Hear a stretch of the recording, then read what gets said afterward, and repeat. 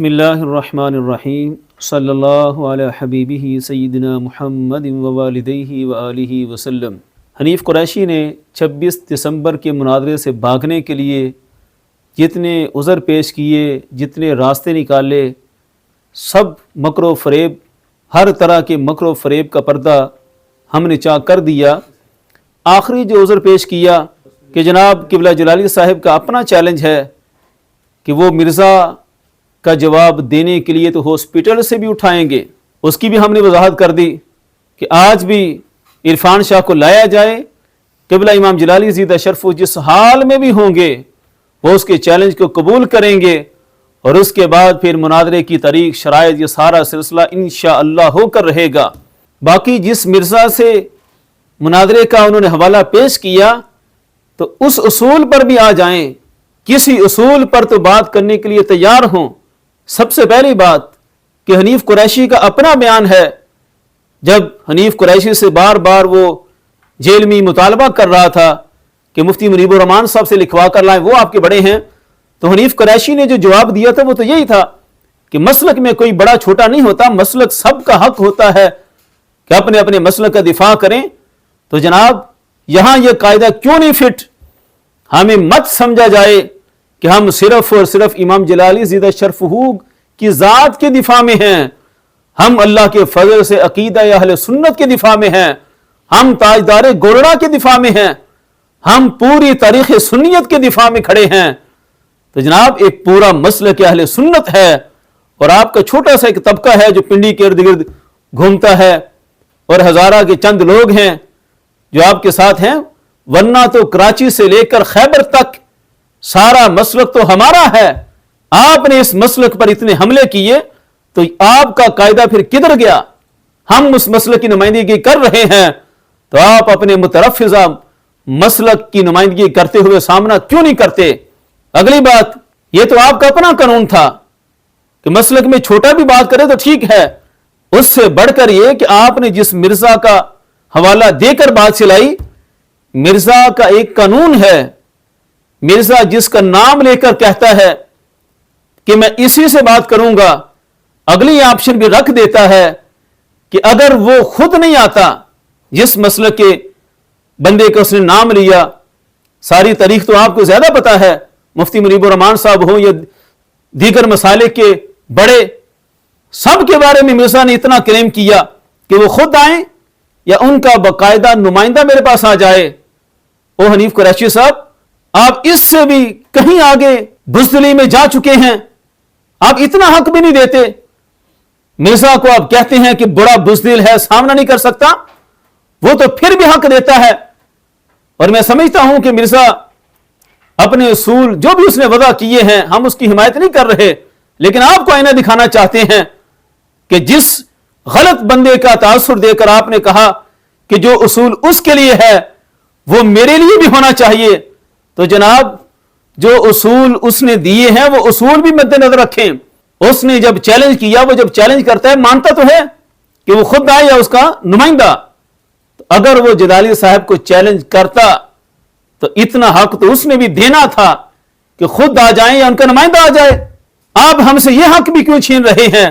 اس لیے اپنے اصول پر قائم رہتے ہوئے ہم نے جس اصول کی بنیاد پر مرزا کو چیلنج کیا تھا کہ اس کا چیلنج قبول ہوگا، آپ کو بھی چیلنج ہے، ویسے تو لکھا ہوا موجود ہے آپ کے پاس، اور آپ لوگوں کے مطالبے پر ہی ہمارے امام جلالی زیدہ شرفوں نے لکھ کر دیا تھا، لیکن پھر بھی آپ مرزا کی طرح چیلنج کرتے ہیں کہ ویڈیو بنے، امام جلالی زیدہ شرف ہسپتال سے ہی ویڈیو بیان جاری کر کے کہہ دیں گے کہ یہ ہمارا نمائندہ ہے اور اس کی ہار جیت ہماری ہار جیت ہوگی، لہذا حنیف قریشی بات کرنے کے لیے تیار ہو جائے۔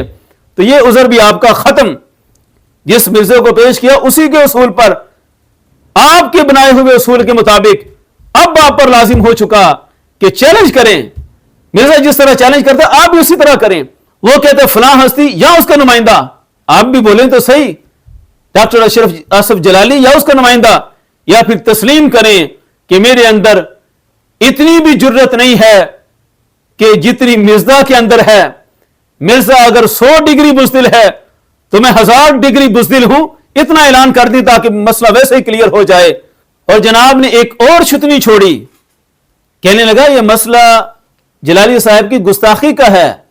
استغفر اللہ العظیم. حنیف قریشی صاحب, آپ نے میرا چیلنج قبول کیا, میرا وہ بیان ایک دفعہ غور سے سن لیں, میری پوڈ کاسٹ صحافی سفیان رضا کے ساتھ, اور میرا جو چیلنج کا کلپ تھا اچھی طرح سن لیں. ہم نے واضح کیا تھا کہ مسئلہ صرف جلالی صاحب کے الفاظ کا نہیں ہے, یہ مسئلہ ان کی مسلک سے بغاوت کا ہے. مت سمجھیں کہ مناظرے میں صرف اس پر بات ہوگی کہ گستاخی ہوئی تھی کہ نہیں ہوئی تھی. ہم نے تو آپ سے ایک ایک بات کا حساب لینا ہے. آپ کس بول میں بیٹھے ہوئے ہیں کہ ہم بس اس مسئلے پر بات کر کے آ جائیں گے؟ آپ فوری طور پر مذاکرات شروع کریں, اور جن جن موضوعات پر بات ہونی ہے وہ سارے طے ہوں گے. اچھی طرح میرا بیان سن لیں. میں نے کہا تھا کہ ہمارا کلیم ہے کہ یہ مسئلے سے پھرے ہوئے ہیں. یا اعلیٰ حضرت مجدد الفسانی حضرت تاجدار گولڑا کی تعلیمات کے مطابق مسئلے کے اہل سنت کی نمائندگی نہیں کر رہے. یہ میرا کلیم ہے, اور اس کلیم پر آپ کو جواب دینا ہوگا. آپ مجھ سے پوچھ سکتے ہیں کہ جناب آپ نے اتنا بڑا الزام لگایا, آپ ثابت کریں, تو میں وہ ثابت کرنے کے لیے تیار ہوں گا. تو جناب یہ صرف ایک مسئلہ خطا, عقیدہ معصومیت, اس کے لحاظ سے بات نہیں ہونی. یہ بات ہونی ہے آپ کی ہر اس حرکت پر جس پر مسلک سے بغاوت کا آپ کے اوپر الزام ہے. الزام کیا, حقیقت ہے. تو لہذا ان سارے معاملات میں بھرپور تیاری کریں. آپ کا ایک اپنا مسلک ہے جس میں اہل سنت کے تمام مسلمات کو آپ نے رد کیا ہوا ہے, خاص طور پر اعلی حضرت مجدد الفسانی اور تاجدار گولڑا سیدنا پیر مہر علی شاہ صاحب. اور حنیف قریشی, اچھی طرح سنیں, یہ عقیدہ اہل سنت پر بات ہونی ہے. تم نے امام جلالی زیدہ شرف ہو پر گستاخی کا الزام لگایا لفظ خطا کے مسئلہ میں. اب یہی لفظ خطا ہم نے جب دکھایا اور تم نے اچھی طرح پڑھ کر تاجدار گولڑا سیدنا پیر مہر علی شاہ صاحب ان کی کتب کے حوالے پڑھ کر بھی کہا کہ یہ اقوال شاذہ ہیں. ویسے حنیف قریشی صاحب, اتنا میں ضرور پوچھوں گا, اور ہر سننے والے انصاف کرے کہ یہی لفظ خطا, یہ غلطی حضور اعلیٰ تاجدار گولڑا سیدنا پیر مہر علی شاہ صاحب رحمت اللہ تعالی علیہ نے اپنی کتب میں استعمال کیا, اور پورے لٹریچر میں کہیں بھی اجتہادی کی کوئی قید نہیں ہے, اور آج تک کتب بھی چھپ رہی ہیں, الفاظ بھی نہیں بدلے گئے, اور ہر بندہ پڑھ کر عقیدہ اور ایمان مضبوط بھی کر رہا ہے. میں تو یہی کہوں گا کہ عقیدے متسلسل نہیں ہوتے. آپ نے کہا یہ اقوال شاذہ ہیں. تو حنیف قریشی صاحب, اگر آپ نے امام جلالی زیدہ شرف کے قول پر فتویٰ لگانا ہی تھا تو پھر وہاں پیمانہ کیوں بدلا؟ تاجدار گولڑا کی کتب پر تو آپ نے کہہ دیا اقوال شاذہ, امام جلالی کے قول پر بھی کہہ دیتے کہ یہ قول شاذ پیش کر دیا. پھر آپ کا پارا چڑھ کیوں گیا؟ آپ اس پیک پر کیوں چلے گئے؟ کس بنیاد پر آپ نے یہ ترازو بدل دیا؟ اتنا ذرا ہمیں بھی سمجھائیے گا کہ آپ کے پاس کون سا پیمانہ ہے کہ ایک شخصیت کے لیے اور قاعدہ, دوسری شخصیت کے لیے اور قاعدہ, اور کس ضد پر اڑے ہوئے ہیں کہ بات ہوگی تو جلالی صاحب سے ہوگی, انہوں نے گستاخی کی ہے. میں پوچھتا ہوں, یہ لفظ خطا حضور اعلیٰ تاجدار گولڑا کی کتب میں ہے. اگر کوئی آ کر کہتا ہے کہ جناب بتائیں آپ کے پاس مفتی چمن زمان ہو, اور وہ تو کہہ دے کہ گستاخی ہوئی ہے, تو آپ کیا پیر مہر علی شاہ صاحب کی قبر پر جا کر کہیں گے کہ میں نے بات کرنی ہے تو مہر علی شاہ صاحب سے کرنی ہے؟ استغفر اللہ العظیم, کچھ حیا کریں, حقائق کو تسلیم کرنا پڑے گا. تو جناب یہ شخصیت کی بات نہیں ہے کہ ان سے قول صادر ہوا تو انہی کی بات ہوگی. ہم سب اس نظریہ کے حامل ہیں کہ اجتہادی خطا نہ کبھی گستاخی تھا, نہ کبھی ہے, اور نہ ہی اہل سنت کے مسلمات میں کبھی تسلیم کیا جائے گا. کھلے دل سے میری اس سٹیٹمنٹ کو اچھی طرح سنیں کہ آپ نے جو پڑھا دیا, اور پڑھنے والے تاجدار گولڑا کی کتب پڑھ رہے ہیں, اور ہم تو کہتے ہیں کہ ایمان مضبوط ہو رہا ہے.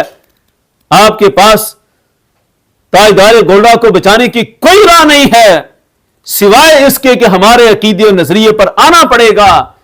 یہ گستاخی قرار دینا یہ رفس کی طرف سے آیا ہے، یہ اہل سنت کے شعار کبھی نہ رہا۔